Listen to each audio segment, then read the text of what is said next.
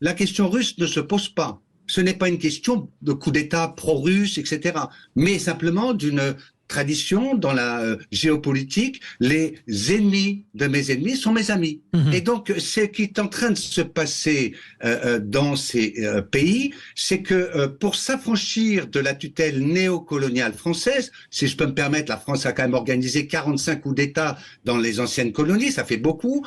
En général, les militaires qui sont arrivés au pouvoir sont allés se former à Moscou. Et donc, beaucoup de militaires, effectivement, parlent le russe. Et donc, pour eux, si vous voulez, la question russe ne se pose pas en termes de Poutine, pas Poutine, c'est qu'est-ce qui peut, moi, me donner une relative marge de manœuvre avec la France.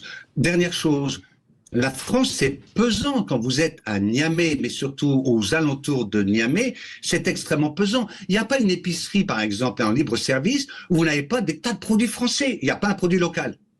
Vous avez la vache qui rit, le porc ceci. La France a imposé, vous voyez, une drôle de situation où, en échange la protection des régimes qu'elle aidait à mettre en place, eh bien, elle avait des relations économiques totalement absurdes qui tuaient l'agriculture locale. Vous vous rendez compte, nous achetions avec la famille de mon co-auteur des poulets de Bresse, alors qu'à 20 km de Niamey, vous avez des fermes qui produisent des poulets. Simplement, c'est des poulets peut-être un peu plus durs. Et puis, c'est des poulets qui sont plus chers parce que les poulets français sont subventionnés par l'Union européenne et vous achetez un poulet 1 € pièce. Donc, c'est assez compliqué et il faut apaiser les choses. Il faut les apaiser. Et on ne va pas s'en sortir si on rentre dans une logique de confrontation.